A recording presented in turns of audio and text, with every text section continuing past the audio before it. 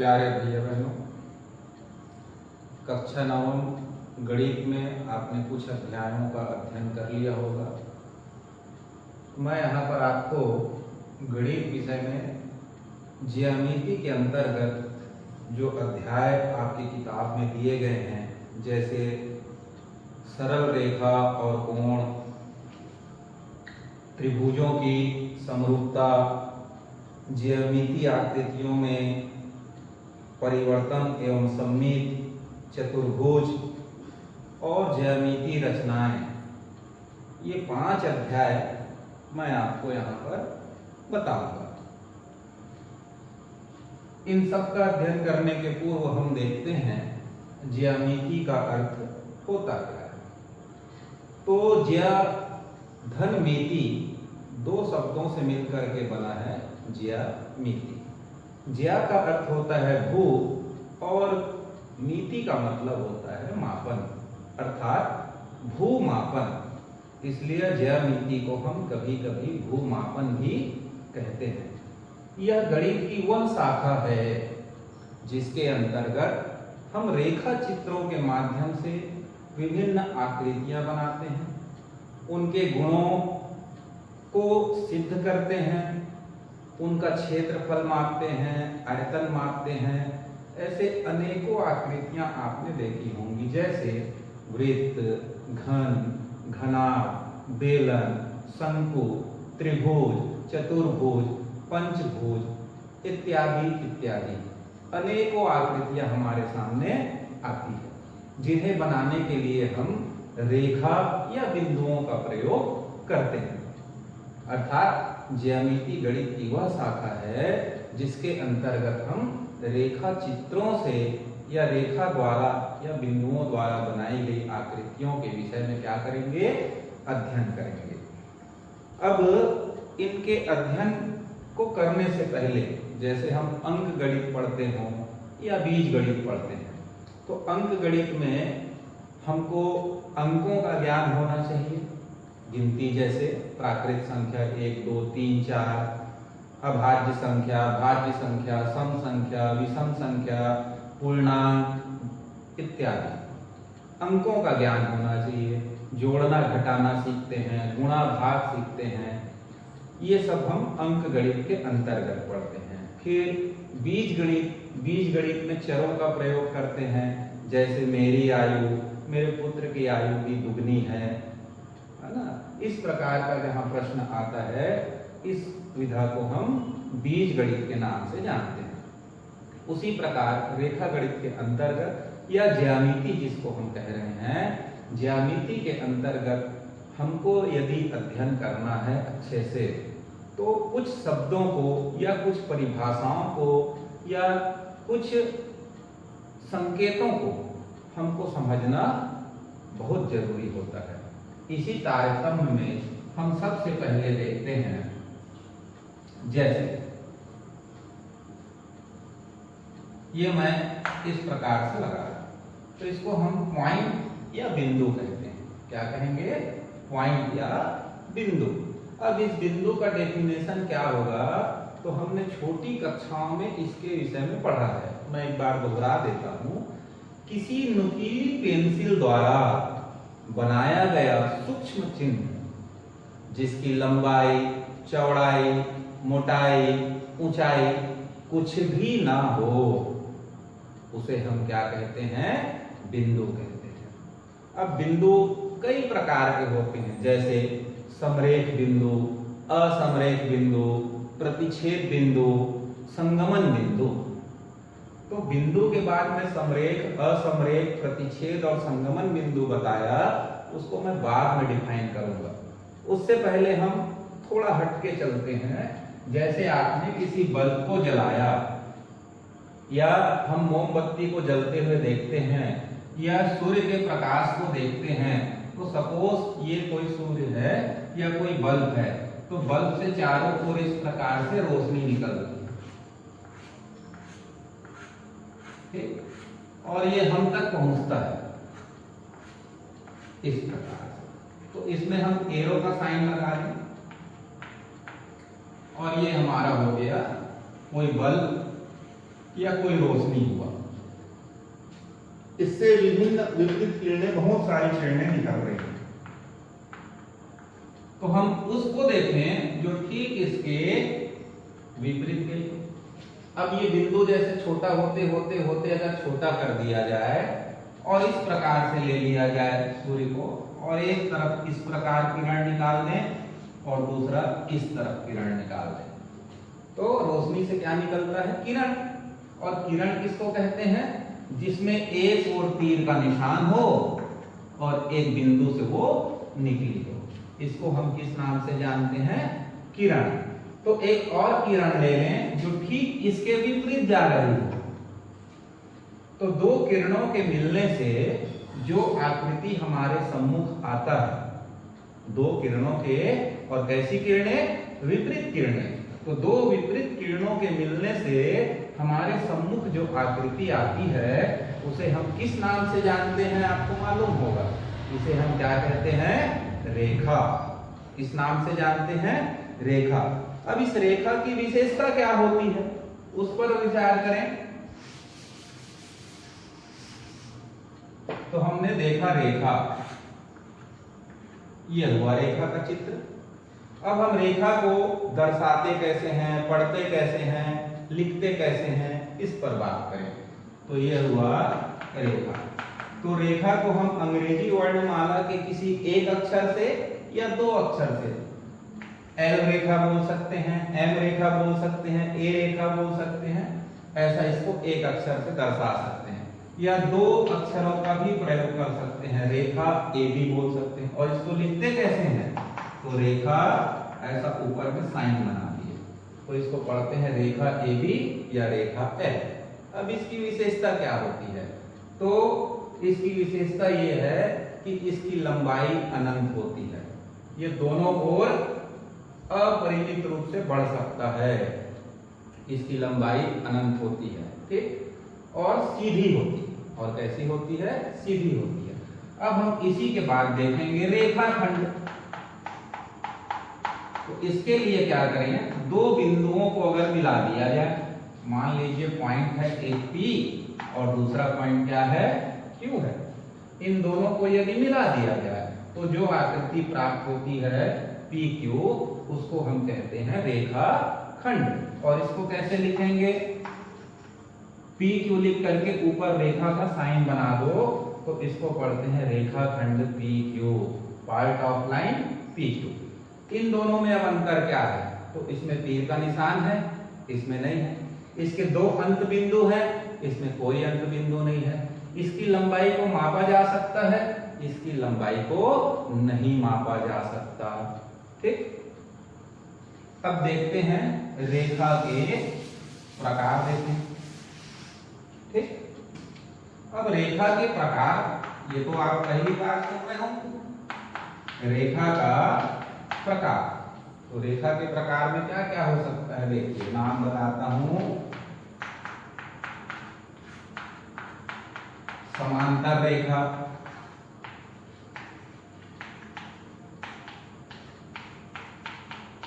प्रतिच्छेदी रेखा, संगामी रेखा,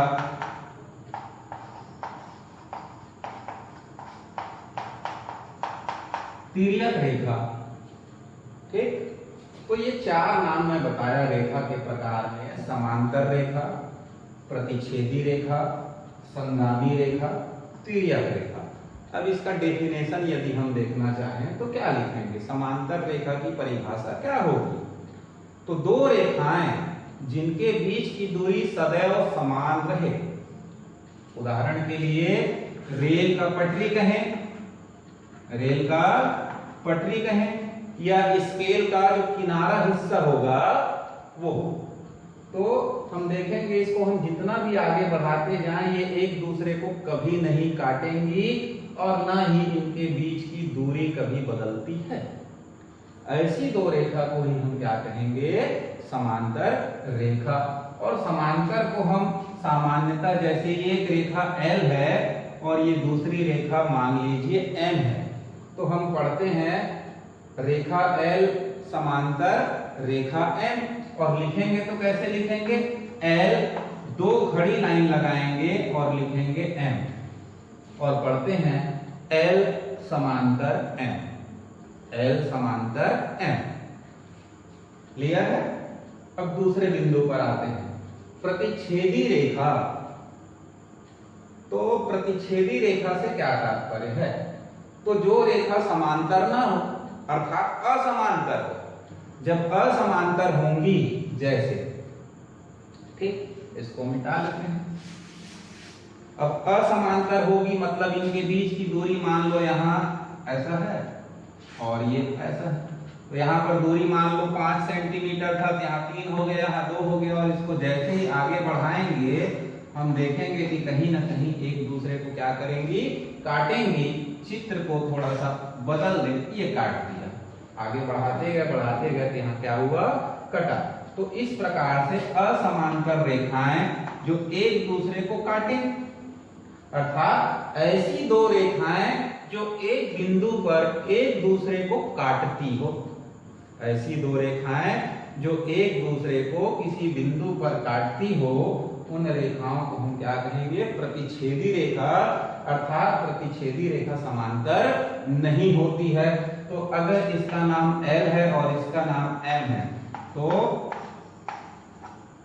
ये समांतर का चिन्ह लिख के मैं काटा, तो इसको कैसे पढ़ेंगे? L समांतर नहीं है M के, L समांतर नहीं है M के, अर्थात L और M कैसी रेखा है? प्रतिच्छेदी रेखा है। क्लियर? आगे बढ़ते हैं।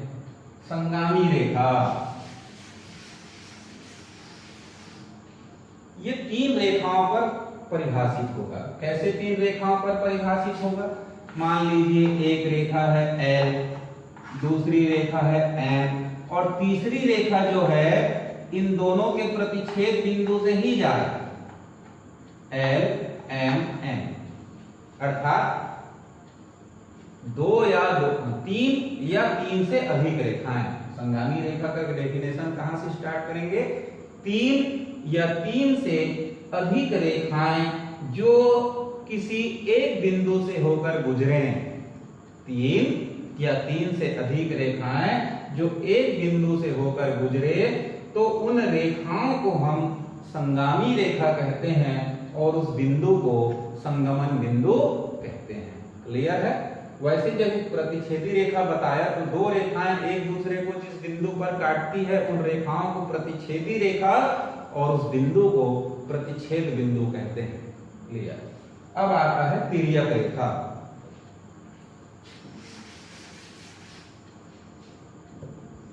तो देखेंगे L और ये M, 2 रेखाएं समांतर है। दोनों रेखाएं कैसी हैं? समांतर है। और मैं कोई तीसरा रेखा N खींच दूं जो L को कहीं पर काटे और M को भी काटे। L और M कैसी रेखा है? समांतर रेखा है। और एक N खींचा जो L और M को मान लीजिए कहां काट रही है? P और Q पर। तो इस रेखा N को ही हम तिर्यक रेखा कहेंगे। क्लियर है? तो बिंदुओं में बिंदु बताया, प्रतिच्छेद बिंदु हुआ, संगामी बिंदु हुआ, रेखा हुआ, फिर समांतर रेखा, प्रतिच्छेदी रेखा, संगामी रेखा, तिर्यक रेखा को पढ़ते हुए अब हम 2 और बिंदुओं को आपको बता दें, समरेख बिंदु और असमरेख बिंदु किसे कहते हैं।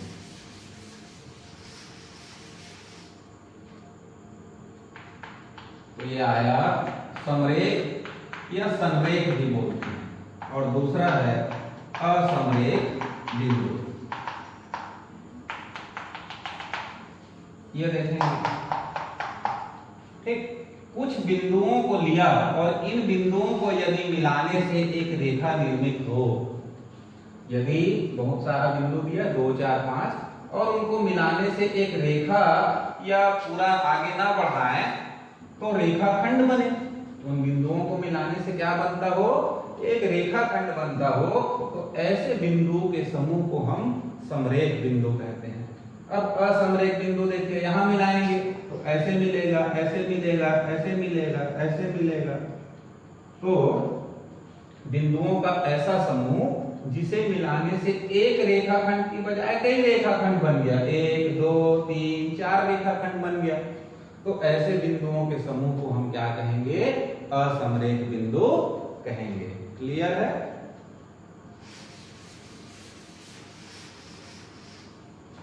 अब देखते हैं कोण किसे कहेंगे।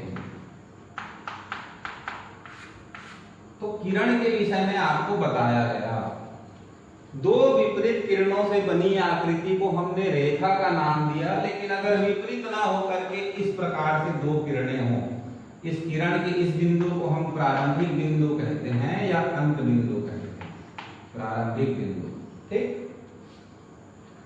अब देखेंगे यहां दो किरण मिला है, तो एक कोण इधर भी बन रहा है और इधर भी बनता है। ठीक, तो हम इस तरफ को देखें तो दो किरणों के मिलने से या दो ऐसी किरणें जिनका प्रारंभिक बिंदु एक ही हो, दो किरणें, नाम लिख लीजिए OA OB। नाम क्या लिखा? एक किरण OA है, दूसरा किरण OB है। तो दो किरणें जिनका प्रारंभिक बिंदु एक ही हो से बनी आकृति को हम क्या कहेंगे? कोण कहेंगे। अब इसका नाम कितने प्रकार से लिख सकते हैं? देखिए, एक तो लिखेंगे कोण AOB, एक लिख सकते हैं सिर्फ कोण O, और यदि इसको आप कोई नंबर दे देते हैं 1 2 या 3 तो इसका नाम ऐसा भी लिख सकते हैं। और ये जो सामने मैं L टाइप का लिख रहा हूं, ये क्या है? कोण का संकेत है। कोण का क्या है? संकेत है। तो इसको हम क्या पढ़ते हैं? एंगल AOB या एंगल O या एंगल 1। डेफिनेशन क्लियर हुआ? ठीक, दो किरणें जिनकी प्रारंभिक बिंदु एक ही हो से बनी आकृति को हम कहेंगे कोण। अब कोणों के प्रकार पर विस्तार से चर्चा करते हैं। Types of angle.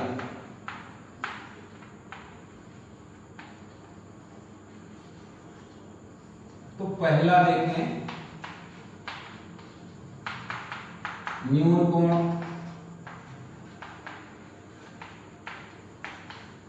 अधिक कोण,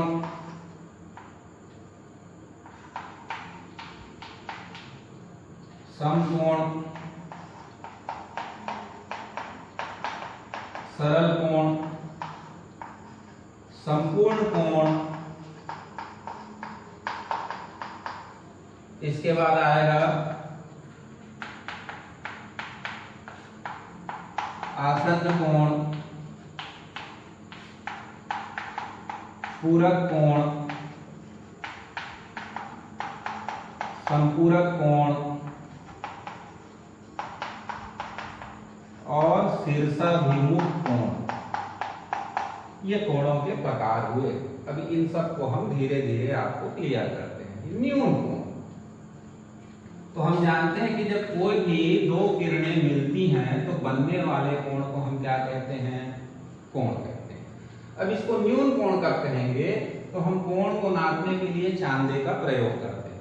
तो वह कोण जिसका मान 0 अंश से अधिक और 90 अंश से कम हो, वह कोण जिसका मान 0 अंश से अधिक और 90 अंश से कम हो, उस कोण को हम क्या कहेंगे? न्यून कोण कहेंगे। अब आते हैं अधिक कोण।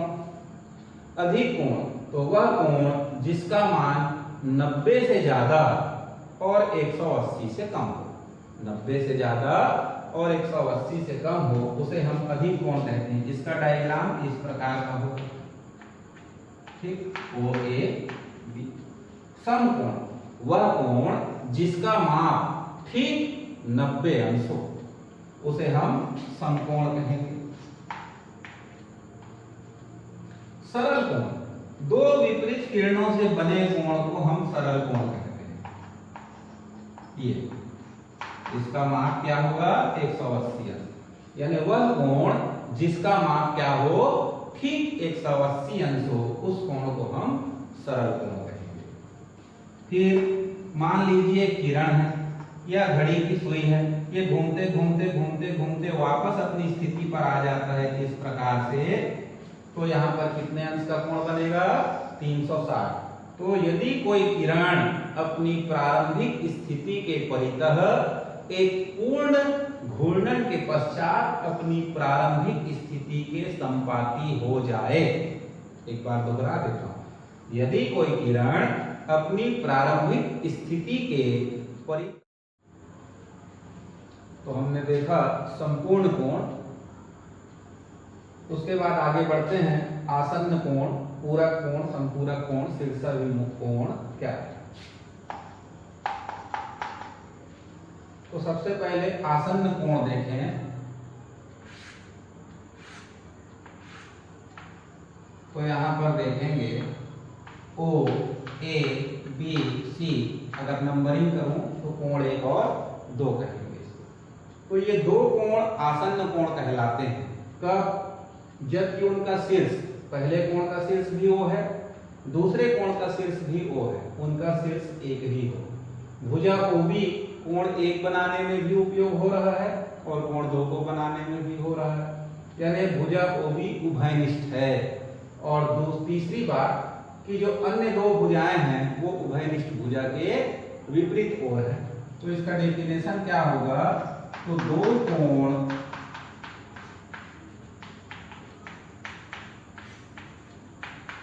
आसन्न कोण कहलाते हैं यदि पहला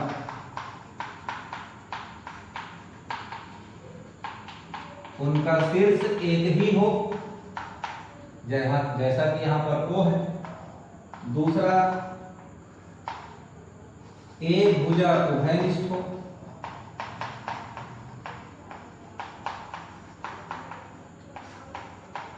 तो उभयनिष्ठ भुजा कौन सा है यहाँ? OB। और तीसरा अन्य दो भुजाएं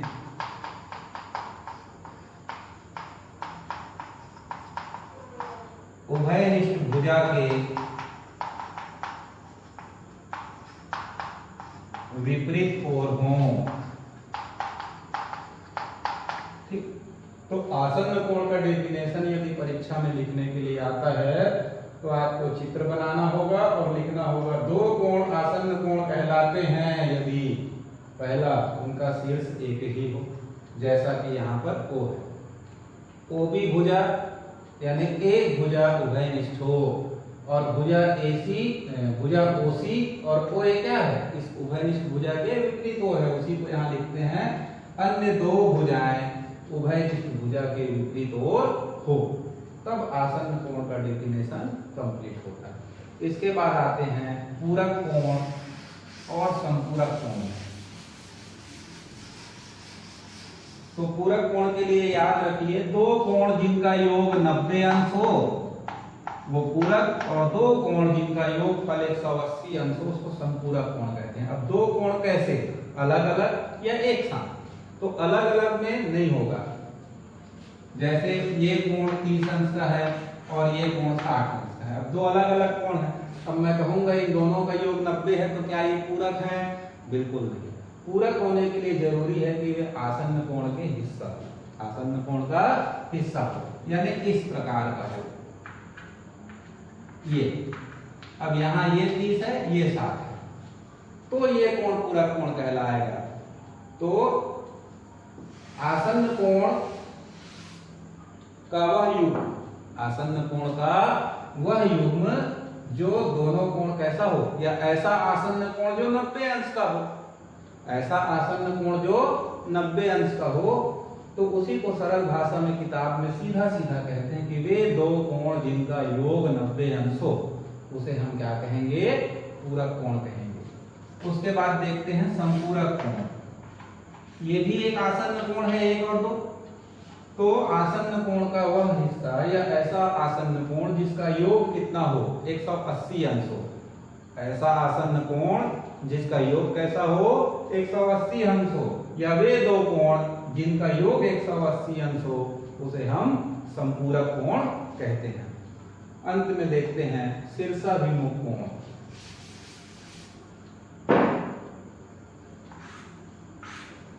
हमने देखा दो प्रतिच्छेदी रेखा एक बिंदु पर यदि काटते हैं तो ये प्रतिच्छेदी रेखा का चित्र है। तो यहाँ पर 4 कोण बन रहा है, 1 नंबर, 2 नंबर, 3 नंबर, 4 नंबर। तो 1 और 3 शीर्षाभिमुख होंगे और 2 और 4 आपस में शीर्षाभिमुख होंगे। शीर्षाभिमुख कोण की विशेषता होती है कि ये बराबर होते हैं, यानी 1 और 3 का कोण बराबर होगा, 2 और 4 कोण बराबर होगा। तो डेफिनेशन कैसे लिखेंगे? तो इसका डेफिनेशन है 2 प्रतिच्छेदी रेखा द्वारा बना कोण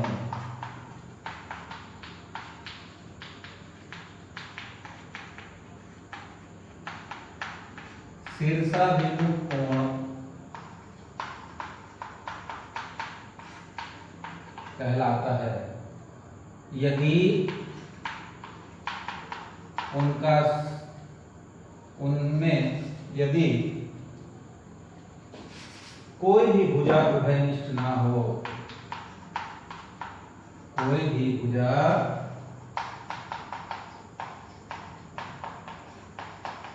उभयनिष्ठ ना हो। ठीक, जैसे देखेंगे, मान लो इसका नाम रखते हैं A, B, C, D। तो कोण 1 बनाने के लिए कौन कौन सा किरण इस्तेमाल हो रहा है? OA और OD, अलग अलग 2 भुजाएं हैं या 2 किरण हैं। और कोण 3 को बनाने के लिए OB किरण और OC किरण का प्रयोग हुआ। तो यहाँ पर किरण का चिन्ह बना हुआ है, नहीं भी लगाएंगे तो भुजा कहेंगे, लगा हो तो किरण कह रहे हैं। तो कोण 1 के लिए जिन भुजाओं का प्रयोग हुआ है वो कोण 3 में नहीं हुआ है। तो वही लिखा गया है कि कोई भी भुजा उभयनिष्ठ ना हो, तो वे क्या कहलाएंगे? शीर्षाभिमुख कोण। क्या 1 और 2 शीर्षाभिमुख हैं? तो बिल्कुल नहीं है। क्यों? क्योंकि 1 को बनाने के लिए OA और OD का प्रयोग हुआ और 2 को बनाने के लिए OB और OA का हुआ। तो OA दोनों में क्या हो गया? कॉमन हुआ। जब OA कॉमन साइड हो जाता है, ऐसी स्थिति में 1 और 2 आसन्न कोण कहलाने लगते हैं, ना कि शीर्षाभिमुख। तो विशेष बात है कि कोई भी भुजा उभयनिष्ठ ना हो तो वो क्या कहलाएंगे? शीर्षाभिमुख कोण कहलाएंगे। और शीर्षाभिमुख कोण की विशेषता होती है कि कोण बराबर होते हैं। कोण 1 का शीर्षाभिमुख 3 है और 3 का शीर्षाभिमुख 1 है, 1 का शीर्षाभिमुख 3 है, 2 का शीर्षाभिमुख 4 और 4 का शीर्षाभिमुख 2 है। आसन्न कोण कहेंगे तो 1 का आसन्न कोण 2 भी है और 1 का आसन्न कोण 4 भी है। तो इस प्रकार से कोण मिलते हैं। देखो, तो ज्यामिति के अंतर्गत यहाँ आपको मैं बिंदु, रेखा और कोण के विषय में जानकारी दिया हूं। इन सभी जानकारी को हम कंठस्थ कर लें, एक बार वीडियो को रिपीट करके देखें और जो महत्वपूर्ण चीज आपको लगा हो उसको अपने कॉपी में नोट करते जाइए। साथ ही साथ किताब को पढ़िए। जो भी मैं यहाँ पढ़ाया हूँ सभी हमारे बुक में है।